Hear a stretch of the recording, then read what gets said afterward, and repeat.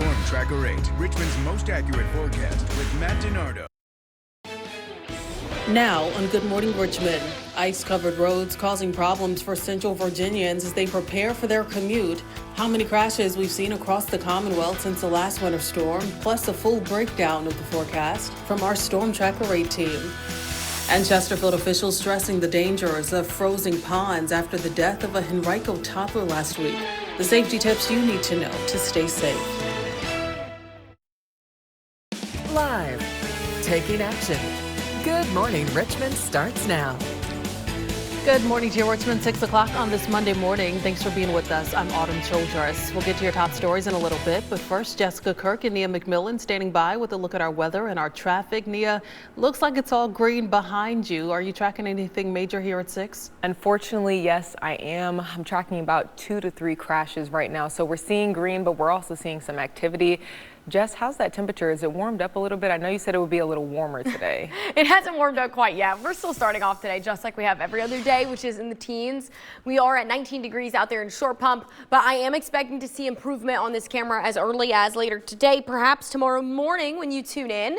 We'll be looking at some of the snow and ice that's been packed in for over a week now. I'm tired of this. Disappear. Now, some of the big piles of that ice that have been pushed to the side as VDOT has been working to clear those roads, that's not going to go away anytime soon. But as temperatures increase this afternoon, I do believe we will see some melting going on. Not right now, not yet. 14 degrees for Ashland, 15 degrees for Louisa, 18 degrees for Crew, 15 down in Emporia, and 17 for Petersburg. As for how warm it is going to get today, I've got us in the upper 30s with plenty of sunshine. Even though this is still going to be cold as far as things go, especially in my book, it's going to probably feel pretty nice. What with the sun and with temperatures of the last few days sticking at or below freezing. In fact, not just last few days, 7 to 10 days. So we are going to be a lot better this afternoon. Make sure you be careful if you are going to head outside because we are still going to be dealing with that ice that's on the ground even once it does warm up. So be careful. It's another cold morning. We have highs above freezing, not just today, but for the rest of this week. We do have a potential for some wintry mix on Tuesday night. I'll talk about that. And then beyond that, we keep those temperatures below normal, unfortunately, through the middle of February. But it's Groundhog Day. Phil could change that. I'll have some more details coming up. Autumn. All right, Jess, thanks. So most Central Virginia schools are out today, but school leaders, as you see here, working to clear off ice so students can return. This is video from Henrico County, where staff there are using really anything they can to break the ice. And here's a list of some of the schools out today. That includes Richmond, Chesterfield, Henrico, Petersburg, and Hopewell. You can find a full list of every district on our website, WRIC.com. And if you want to report a closing, you can log in on our website and fill out the form here. If you don't have an ID code or password, you can send us an email to register your organization at the email address on your screen there. That's closings@WRIC.com. Nia? Thanks, Autumn. Right now, I have a live look at the roadways right now, and we're starting to see some activity build at 6:03 this morning. You can see those 2 crashes right there. And then I just saw a pocket of congestion on 64 East heading into the city of Richmond, but that's disappeared, which is some good news there. Now, I'll take you to this incident right here. We have a disabled vehicle on I-64 headed west in Richmond. That west right shoulder lane is closed. You can see crews working to clear that up. We're still dealing with that crash on East Broad Street headed eastbound near North 20th Street, just south of the Church Hill area. And then if we transition further south of Richmond, we can see we have that crash on Jenk Road still heading southbound near Forest Hill Avenue. Autumn. All right, Nia, thanks. Well, state police says they've responded to 325 crashes since Friday morning. It's important to note here that not all of those crashes were weather related. Troopers say 3 people died, including 1 person in Dinwiddie County, and there were 34 reported injuries. Out of those crashes, 33 of them happened here in Central Virginia. Well, the latest this morning, Richmond is under a state of emergency, and Mayor Danny Avula made the announcement on Friday as icy conditions continue. And with temperatures staying below freezing over the weekend, city leaders say their top priority is making sure roads are safe. Now, after the recent winter storm left ice across our area, as you see there, officials say the focus is now staying ahead of conditions. Crews started pre-treating primary and secondary roads and worked into neighborhoods as conditions allow. The city says that's why some roads may look untreated, even though crews have been working around the clock.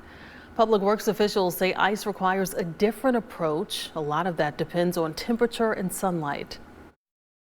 The roles of our crew is to ensure that emergency vehicles, ambulance, fire, and buses can move people around the city and be able to respond to emergencies. It's our primary responsibility. Please continue to be patient, right? Nobody's taking any breaks here. We're absolutely doing everything we can.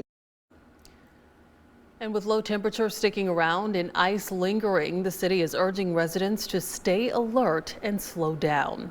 And if you do have to head out, AAA sharing some tips to stay safe out there. Ice on the ground isn't the only danger. If cars are not cleaned off completely, the ice on the roof can become a projectile, shattering windshields or worse. So be sure to remove all of that snow and ice before leaving. If you see a car with ice on it, change lanes and keep a good following distance. With cold temperatures like this, it can start to accumulate and really start to cause problems on the roadway. Know before you go, know what the road conditions are starting to look like.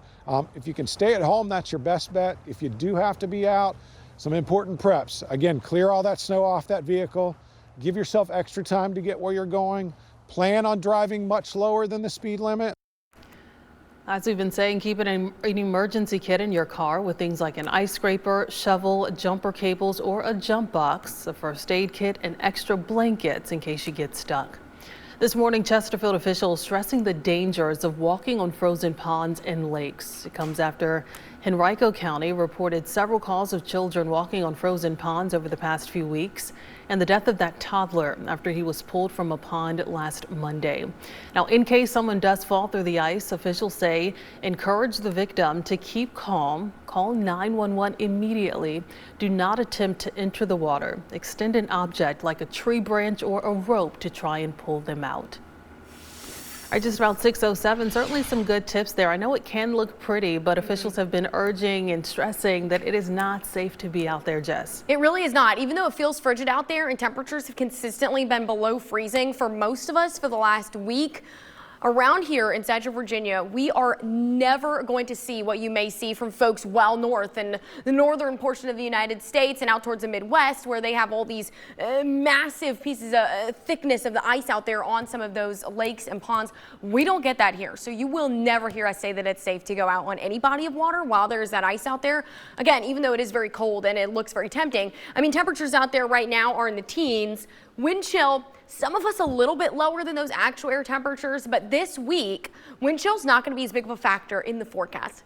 Don't get me wrong, it's still really cold. You still need to bundle up, but they're pretty close to what the actual air temperatures are. 15 for Ashton, 18 for Petersburg, 15 for Wakefield, 14 in Tappahannock, and 13 in West Point. Again, those are the wind chills. Some of them, give or take, a degree or two below the air temperatures. I have over here what you can expect for your lunchtime forecast. Another great week for some chili, some soup, something to help keep you warm, even though this is going to be the warmest lunch break you've had in a week and a half, 2 weeks maybe. We'll see temperatures climbing into the mid-30s by 1 p.m. Lots of sunshine, and today high temperatures at 39 degrees. Our coldest February 2nd on record, 3 degrees. So yes, it is cold out there, not as cold as it could be. So we are seeing lots of positives over the coming days. Highs are going to remain above normal for above freezing, not above normal for the rest of this week, which means I am expecting to see that melting that we have been so desperate for over the last 8 days now. So I'm hoping today, tomorrow, and Wednesday especially, we can finally see some grass. We can finally get some of those side roads cleared, and we'll be good to go going into the rest of February. Nia, how are we doing out there on the roads? Thanks, Jess. It's busy to say the least. It's 6:08 this morning.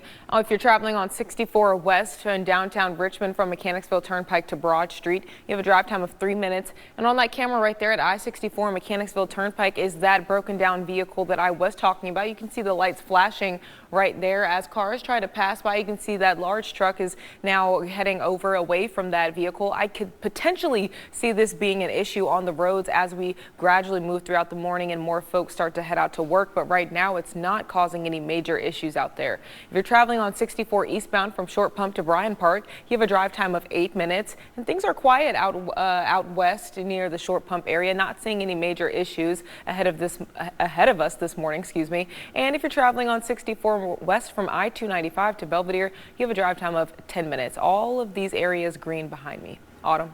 All right, Nia, thanks. Still ahead this morning, drivers on certain expressways in Richmond will soon no longer be able to pay tolls with cash or coins. Nia's surprised by that. A lot of the new changes coming to the Powhite Parkway. If you've ever wanted to drive a police car, well, now is your chance, kinda. We'll have the details on Louisa County's police auction coming up next. You're watching Good Morning Richmond. We are taking action. You're taking another live look at Short Pump on this Monday morning. Looks like things moving smoothly out there, but still take it slow on those side roads. 6:10. We'll be right back. 8 News is taking action to spotlight a local designer whose custom looks have dressed celebrities and athletes and earned praise from former President Obama. Honoring Black History today at 5, sponsored by Virginia State University. When winter weather hits hard, 8 News is taking action, tracking the models, the impact, and what's next. With Richmond's most accurate forecast, streaming with news and 24/7 weather. When the weather is at its worst, Richmond turns to 8 News.